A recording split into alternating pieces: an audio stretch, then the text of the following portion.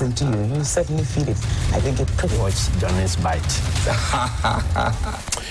Bismillahir Rahmanir Rahim. Alhamdulillah Rabbil Alameen. Hasbunallah wa ni'mal wakil. The Lord is my light and my salvation. Whom shall I fear? And yea, though I walk through the valley of the shadow of death, I will fear no evil, for you art with me.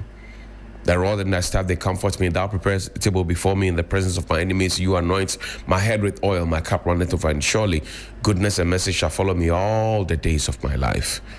And I'll dwell in the house of the Lord forever and ever. Assalamu alaikum. It's Tuesday, and welcome to Johnny's Bite. Let me begin by saying a very big thank you to all of you, my friends and family, and those near and dear to us who made time to call and were looking for me and finding out where I was, etc. I was on a short break, only 10 days, a very, very short break. But thank God for life, thank God for good health, thank God for energy, and thank God for longevity. And we are back to serve our motherland again and to serve you again. So thank you so much. We appreciate it. Again, I want to say a very big thank you to the men of God particularly, right, who also shared words of prayer, and Big Brother Kwame Edu and all those men of God who came and they prayed with me and spoke and, inspired me and all of that. We want to thank them very, very much indeed. Let me also say thank you to Sonar Fashions in Tamale. He's in Kuko, and you can reach him on 0246 590 That's 0246 590 and we will get to connect you, and then you get a chance to also benefit from the good attires that he makes. But this morning I come with 3 simple questions, and that's going to be my sermon for this morning. Only 3 simple questions, because I don't want to bore you with a lot of stuff. I just returned, so I don't want to bore you with a lot of stuff. The first question I want to ask this morning, having said thank you to the men of God, thank you to my brothers, thank you to Sonar Fashions, and thank you to everybody who reached out to find out, and even on social media, find out how I was and where I was. I only took 10 days out of my leave days, only 10 days. So let's calculate it that way. Now, let's begin the conversation this way. The Member of Parliament for Okaikwe South, Ernest Adomako Keon, he also reached out at some point. And we just want to say good morning to the Member of Parliament. We look forward to that one-on-one conversation that we want to have with him. But my first question this morning is, where is Mr. Ken Ofori-Atta, our former finance minister? Sixtus, put a picture up there. Where is he? The OSP told us that they had declared him a person that is wanted. His wife and family came to tell us that he was on medical treatment. But we know that the OSP has declared him wanted, and they are looking for him to come and answer to certain questions. So I asked this morning, as a country, where is Mr. Ken Ofori-Atta? He's our beloved Ken Ofori-Atta. Our white-wearing, Bible-quoting Ken Ofori-Atta, the best finance minister that Ghana ever had, according to President Akufo-Addo. I asked this morning, where is Mr. Ken Ofori-Atta? And why is nobody talking to the people of Ghana? If the OSP, my senior Kisie Jabin and my colleague Same Dako gave us the impression that they were pursuing him and they had declared him what? Where is Mr. Ken Ofori-Atta? You remember DDEP, Domestic Debt Exchange Program? You remember that? You remember we will not go to the IMF, we are a proud nation, etc. You remember all the Bible verses, or have you forgotten? You remember how our economy Just put a picture up. You remember our economy? How it was declared junk status. You remember our exchange rate. You remember our fuel prices. You remember all those ones. So this morning I ask, where is Mr. Ken Ofori-Atta? Do you have the answer? Do you know where he is? Is he still a person who is wanted? Is the OSP looking for him? Or they are not interested anymore? Ghanaians need answers. Where is Mr. Ken Ofori-Atta? It's a very simple question. It must not be like the question that was asked of Reverend Amishadai of the GRA at the time, who was sitting with the finance minister that he answers to, or deputy finance minister that he answers to, Abna Osei-Asare, who actually authored the letter sometime on 5th August of a certain year, I think 2022 or so, telling everybody that post-retirement contracts will not be approved. And the same honorable is in parliament now pontificating as if she loves Ghana more than everybody else. But a year ago or so, she was in parliament before the same public account committee. Said to come to me, telling us and asking why somebody was asking how old Reverend Amishadai is. Sam George was the one asking that question.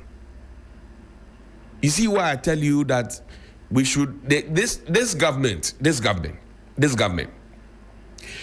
if they go back on their words on post-retirement contracts, because I know and I've heard how some people want to get back into the system.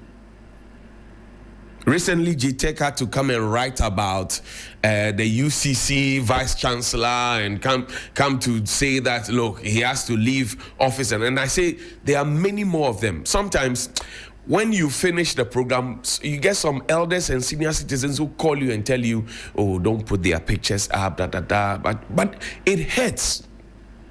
If you're a young person looking for employment and you have none, and you find that somebody who has worked for 30 years, 35 years, some 40 years, still hoping and wishing that they will be at post, it hits your heart. It's a travesty of the nation. And it's painful.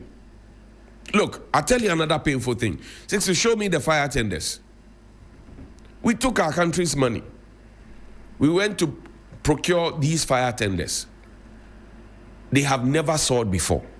They have never worked before. In fact, the firefighters tell me that the tunics, they have fire tunics, right? That they use to fight fires. And the tunics are with the big boys at the top and big girls at the top. And they have to recycle theirs. They have no personal ones. Somebody actually bought his for £800 from the UK. We spent money to buy this. In fact, 2 of them. They have never worked. They have never worked. If you talk to a firefighter, if you know a firefighter, ask him what Kumkum Baja is. It's not the telenovela you watch. Kumkum Baja is actually one of the fire tenders that they use. You know, a couple of them that were procured. It is typical Kun, Dogon, bomb. If you ask any fire officer what Kumkum Baja means, they will tell you. If you have a friend who is or a family who is a firefighter, ask them. Now, show me the letters. And I want the executive summary before. The equipment was carried out in 2 days, 19 December 2020 and 22nd December 2020 at the Ghana National Fire Service Training School at Jamestown in Accra. The major discrepancy noted was that the driving unit supplied was not consistent with the specification provided. The specification required the supplier provided a vehicle tracker and model, whatever. But the supplier provided a MAN diesel. Now, this is where the question is. What was required and what was procured? This was procured with your taxes. And they have never worked before. and they are parked there. And I hear that there's a procurement deal now being sweetened to procure some more by the same set of people who did this to you. If you say you are resetting, you have to reset properly.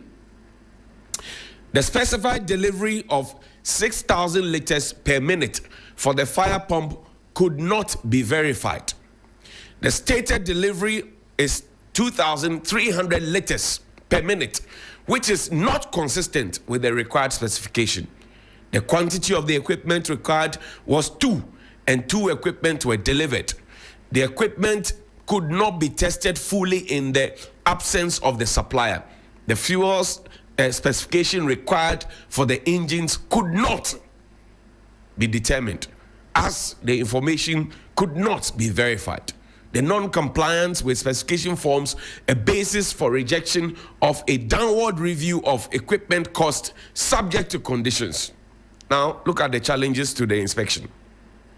The supplier, Yotech, was requested to provide a representative to walk the inspection team through the inspection, but did not. This made it difficult to confirm some specifications and carry out some tests, as the equipment has not been received. What are the conclusions? The equipment does not meet the specifications required. They are malfunctional on the equipment with chassis number so and so. This was procured with your money. They have given us recommendations. I won't waste my time with it. But I'm telling you that the payment, let's look at the notes. Payment must not be made for the equipment because they do not meet the required specifications. The equipment must not be used, and the supplier must be officially invited to retrieve the platform from Ghana National Fire Service premises to avoid any claims by the supplier while there is no conclusion. Warranty must be renegotiated to commence only after final negotiated agreement. Now, why is this important? Just find me the other fire service letter. Why is this important? This is 2020. In 2020, 5 years ago, when we complained about health and safety in this country, 2020, somebody went to buy bomb and came to deliver it, and it has never worked. 2020, somebody went to buy bomb and it has never worked. And there's not one person, it's a group of people. And those same group of people are regrouping to go and buy another bomb. Now let's read the letter. This is a letter dated 24 January 2019. The managing director, Yotech Enterprise Limited, Tema. Procurement of 2 hydraulic platforms for Ghana National Fire Service. Your letter dated the 21st of January 2019 on the subject above refers. I wish to confirm a choice of a man diesel chassis for the 2 hydraulic platforms. Kindly take note and act accordingly. Thank you. Edwin Echo Blankson, Chief Fire Officer. Does he have a question to answer? I don't know. But if you look at the, the number of fires that you have in recent times, and you also pay attention to the fact that you don't have fire stations in many places, and you take money to go and procure equipment that cannot be used. Once upon a time, somebody went to buy 50 years worth of material for fire service. Once upon a time. As we speak now, fire officers, like their police counterparts and prisons and immigration counterparts, are not being paid their rent allowance as we speak now. If you think that Galamsey is so strong that we must talk about it, and I agree, we have to talk about it, we have to get the authorities to act because our lives depend on it. But wait until your house catches fire. And then they have to marshal a fire tender from 2 hours away. And the people who are using the fire tender they call Kumkum Baja which is locked with chlocro. You know chlocro? It is locked with chlocro. No, in fact, give me this technical. It is locked with chlocro, where officers cannot be safe, and they don't feel safe. Did you know that your fire officers don't have insurance? Did you know about that? So when they come and you are instructing them left, right, and insulting them, they don't have insurance. Nobody cares about them. Nobody literally cares about them. They don't have insurance. Elsewhere, they take care of those people. I say, wait until your property or your house catches fire. In fact, show me the tenders again. If you had these tenders, and you have brought them, and you had made to know about them, when the Makola fire happened, why didn't you deploy it there? When the Medina fire happened, why didn't you deploy it there? I can give you a plethora of fire incidents that have happened. Why didn't you deploy them there? You have gone to buy a bomb, and you have come to put it there. Is that what we call causing financial loss to the state? I don't know, I'm asking. We say we love the country. We say we defend the country to a hilt. We say that we will do everything to protect our people and give our people the best. But how do we spend our money? It's a question for you to answer to yourself. Here ends my sermon. I just got back. Tell them I'm back and tell them there's fire. And we will use the tenders that they will procure, because we will force them to procure proper ones and return these ones so that we can quench the fire. Have a good morning. Please call me 055-924-2717 and 055-691-0154. Good morning. Hey, the first to call you my brother. Yes, sir. Papa, how are you? I'm fine. How are you too, my brother? I'm still alive and well. Talk to me. I know, my brother. See, all those, you work out, my brother, all those mafia tactics that happen on the MPP, we need to quench it